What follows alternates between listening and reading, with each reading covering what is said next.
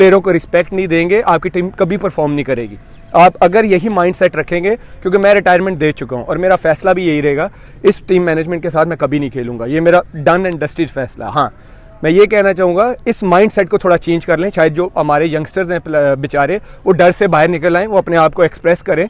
हमारे सारे player talented हैं, जितने भी हैं, फ़हीम है, शहीन है, अब्बास है, ये सारे अच्छे बॉलर्स हैं। आप इनको फ्रीडम दें भाई, इनको ना साइड लाइन करने की कोशिश करें। इनको जब तक आप भाइयों की तरह, फ्रेंड्स की तरह ट्रीट नहीं करेंगे, ये ग्राउंड में कभी भी जाके एक्सप्रेस नहीं करेंगे।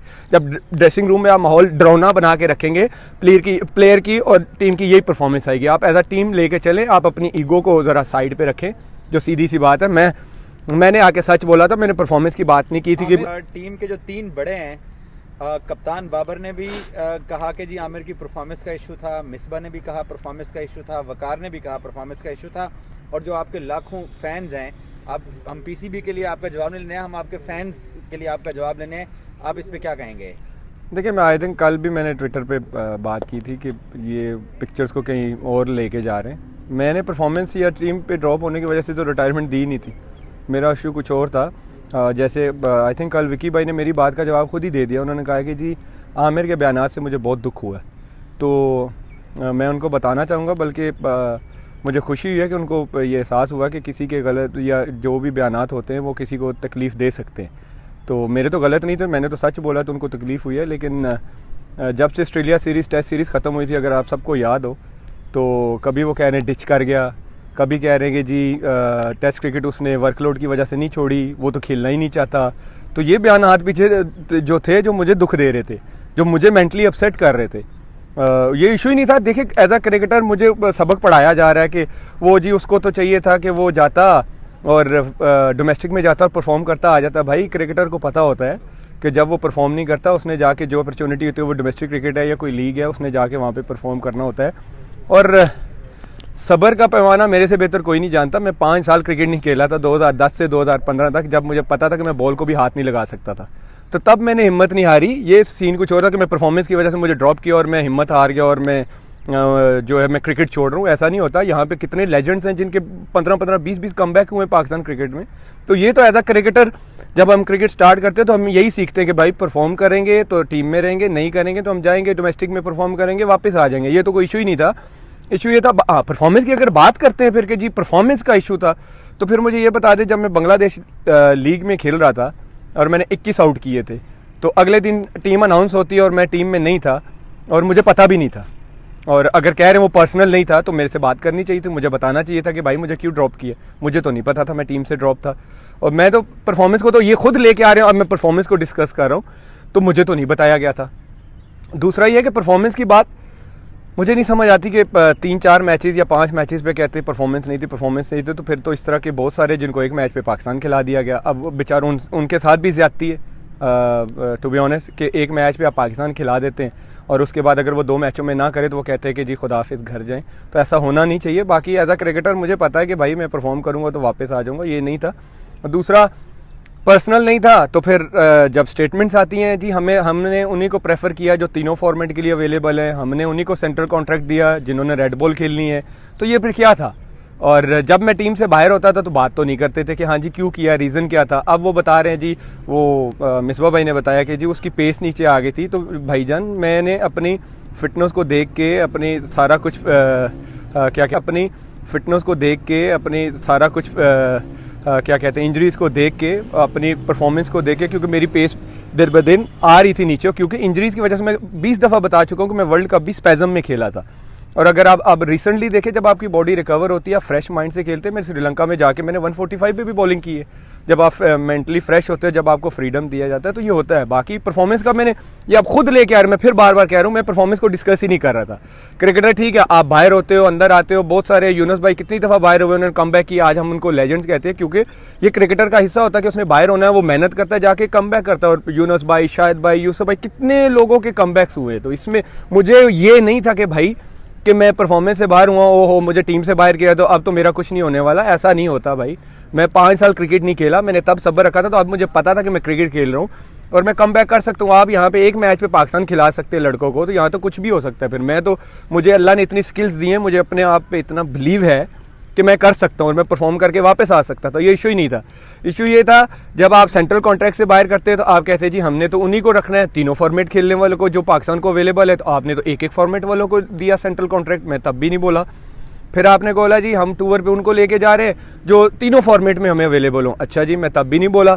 फिर आप जब मैं लीग खेलने जाता हूँ, जब मुझे मेरे पास जो अपॉर्चुनिटी होती है कि मैं चलो मैं कहता हूँ कि यार मैं वहाँ पे जाके परफॉर्म करता हूँ, तो वही अपॉर्चुनिटी है कि मैं परफॉर्म करूँ, मैं टीम में वापस आ जाऊँ। वहाँ पे आपसे सहाफ़ी कोई सवाल करता है किसी प्लेयर के वर्कलोड का, आप कहते हैं नहीं जी मोहम्मद आमिर ने तो वर्कलोड से नहीं छोड़ा, वो तो टेस्ट क्रिकेट खेलना ही नहीं चाहता। तो आपको कैसे पता कि भाई मैं नहीं खेलना चाहता? इसी तरह जिस तरह आप कह रहे हैं कि नो आमिर ने ये गलत बयान दे दिया, मुझे बड़ा दुख हुआ, तो मुझे भी बड़ा दुख हुआ था, मैं भी मेंटली अपसेट हुआ था। मेंटली टॉर्चर इसी को कहते हैं जब आप आहिस्ता आहिस्ता प्लेयर को जो है ना साइड लाइन करने की कोशिश करते हैं। मैं वो मेंटल टॉर्चर का मतलब था, और कोई ना परफॉर्मेंस का मुझे कोई इशू नहीं है भाई, मैं परफॉर्मेंस करता, मैं वापस आ जाता, कोई इशू नहीं। मैं कितनी दफ़ा मिकी के दौर में भी टीम से बाहर हुआ एशिया कप से, उसके बाद आया मैं डोमेस्टिक खेला, परफॉर्म किया, मैं साउथ अफ्रीका के टूर पर चला गया। इसका कोई इशू नहीं था। आप पिक्चर को कहीं और लेके जा रहे हैं। मैंने आके सच बताया था भाई मेंटली ये डिस्टर्ब कर रहे हैं, मैं इनके साथ नहीं खेल सकता, और मेरा स्टांस भी यही रहेगा जो इनका माइंडसेट है, इस माइंडसेट के साथ मैं नहीं खेल सकता। और दूसरा ये है कि आप पता नहीं कितने अब आपने तीनों की सुनी है, बाकी जो आपके दोनों कोचेज़ हैं इनकी आपस में ही नहीं बात बन रही। वो एक कहते हैं 150 की पेस से बॉल करने से कुछ नहीं होता, 20 आउट करने पड़ते हैं। बिल्कुल मेरा भी यही मानना है, 20 आउट करने पड़ते हैं। एक तरफ आपके हेड कोच कहते हैं वो नहीं, आमिर की 85 से 81 पे पेस आ गई थी, हमने इसलिए ड्रॉप कर दिया। तो पहले तो आपस में सही हो लें, फिर आमिर को सबक पढ़ाएं कि जी जाके डोमेस्टिक में परफॉर्म करते वो टीम में आ जाते। तो जो आपकी फिर परफॉर्मेंस है, आप पहले अपनी परफॉर्मेंस पे ध्यान दें, फिर आपको भी अपनी परफॉर्मेंस पे ध्यान देना चाहिए कि टीम के हालात क्या हो गए, टीम क्या थी और टीम कहाँ से कहाँ चली गई है। आपको भी अपनी परफॉर्मेंस पे ध्यान देना चाहिए। मुझे एज अ क्रिकेटर पता है कि मुझे क्या करना है। आप तो आके एक्सक्यूज़ दे रहे हैं, कोविड था, फलाना था, ढिमकाना था। तो कोविड तो सबके लिए, सारी टीमों के लिए, इंडिया के लिए भी है, इंडिया भी कोविड में खेला है।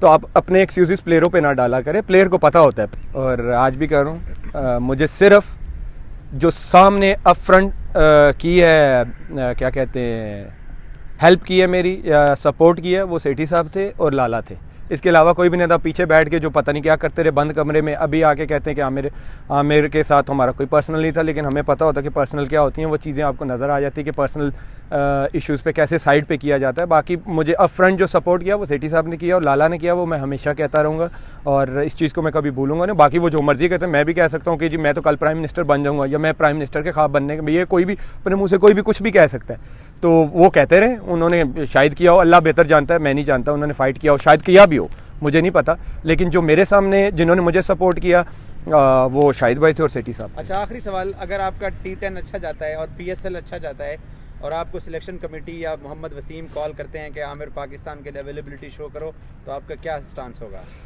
देखिए मेरा स्टांस सबसे पहले तो मैं क्लियर कर दूं, ना मैं बोर्ड के सिस्टम से बड़ा हूं, ना मैं क्रिकेट से बड़ा हूं। ये सबके माइंड में बात होनी चाहिए। लेकिन मैंने जो मैनेजमेंट के माइंडसेट की बात की है, ये मुझे नहीं लगता कि मैं एज अ क्रिकेटर इस मैनेजमेंट में आके मैं डिलीवर कर सकता हूँ। जब मुझे पता है कि मैं इस मैनेजमेंट के साथ या इस माइंडसेट के साथ डिलीवर नहीं कर सकता, तो मैं क्यों आके किसी लड़के की जगह मारूं या अपना टाइम भी वेस्ट करूं? क्योंकि जब आप एज अ क्रिकेटर, मैं बिलीव करता हूँ, आप किसी भी क्रिकेटर से पूछ लें, जब तक वो क्रिकेट को, ड्रेसिंग रूम को एंजॉय नहीं करता, उस माहौल को मेंटली फ्रेश नहीं होता, वो कभी डिलीवर नहीं कर सकता। आप जितने मर्जी प्लेयर उठा के देख लें, फॉर्म लगने ना लगने का मतलब क्या होता है कि वो मेंटली डाउन होता है। तो जब बंदा मेंटली डाउन होता है तो वो अच्छी तरह डिलीवर नहीं कर सकता। उसके साथ जो अराउंड पीपल होते हैं उन्होंने उसको उठाना होता है। यहाँ पे एक प्लेयर एक इनिंग में या 2 मैचेस में कुछ ना करे तो मॉर्निंग विंजिंग शुरू हो जाती है, ए की कर रहे हैं, ओ की कर रहे हैं। तो ये तरीके नहीं चलते। और ना आपने जैसे बोला कि मैं ना पाकिस्तान से बड़ा हूँ, ना मैं क्रिकेट से बड़ा हूँ, ना बोर्ड के सिस्टम से बड़ा हूँ, लेकिन मैंने जो माइंडसेट की बात की है, ये हमेशा मेरे यही स्टांस रहेगा। मैंने इस मैनेजमेंट के माइंडसेट के साथ मैं नहीं खेल सकता। साबित करें तो मेरा दिल और टीम के दरवाजे दोनों खुले हैं। मैं यही बता रहा हूँ कि परफॉर्मेंस की तो बात ही नहीं है। परफॉर्मेंस की बात होती तो फिर मैंने कुछ चीज़ें आपको हाईलाइट करवाई हैं, वो मुझे बताते। जब मैं बांग्लादेश से आप इस जेस्चर को कि मेरा दिल और टीम के दरवाजे, ये तो अब उन्होंने मीडिया पे आके बात की है ना, दिल उनका कुछ और कहता। अगर दिल उनका कुछ और कहता तो मेरे से डेफिनेटली पहले भी बात करते, जिस तरह साइड पे आहिस्ता आहिस्ता करते जा रहे थे। और दूसरा, मुझे नहीं लगता कि मैं खेल सकता हूँ, टू बी ऑनेस्ट। चीज़ें बहुत आगे निकल चुकी हैं। मैं ये नहीं कहता कि पीसीबी उनको निकाले, बिल्कुल उनका रखे। पीसीबी का एक सिस्टम है, उनको सिस्टम के तहत लेके आए। वो देखिए एज अ क्रिकेटर बहुत अच्छे थे। विकी भाई लेजेंड रहे हैं क्रिकेट में, मिसबा भाई बहुत अच्छे कप्तान रहे हैं, लेकिन जो माइंड सेट होता है ना मैनेजमेंट का प्लेयर्स के साथ, ये एक डिफरेंट कोचिंग है भाई, ये डिफरेंट एक एजुकेशन है। कि मैं भी आप कहूँ कि जी मुझे थोड़ी बहुत बॉलिंग आती है तो मैं फलाने बॉलर को सिखा सकता हूँ, मैं नहीं सिखा सकता। उसके लिए भाई जाके मुझे एक टेम्परामेंट, एक एजुकेशन लेनी पड़ेगी कि मैंने प्लेयर के साथ हैंडल कैसे करना है। तो ज़रूरी नहीं है कि एक अच्छा कोच है वो अच्छा मैनेजमेंट भी में भी जाके अच्छा डिलीवर करे, लेकिन मुझे नहीं लगता कि मैं इस माइंड सेट, जो इनका माइंड सेट है, इस माइंड सेट के साथ मैं खेल सकता हूँ। I don't think so. अच्छा, एक और चीज़ आमिर, पहले आपके ऊपर ये तासुर देने की कोशिश की गई कि ये लीग्स की वजह से पाकिस्तान नहीं खेलना चाहता। अब कल की 2 प्रेस कॉन्फ्रेंस से एक नया तासुर उभरा है कि आमिर एहसान फरामोश है। मिसबा कहता है मैं कप्तान था, मैं लाया। वकार कहता है मैं सिटी से लड़ा, मैं लाया था। अब ये तासुर दिया जा रहा है कि ये एहसान फरामोश है और हमारे ऊपर बातें कर रहा है। ये चले, वो बेचारे क्या पता किस सेंस में बात कर रहे हैं, लेकिन ये है कि मैंने पहले भी बात की है और आज भी कर रहा हूँ।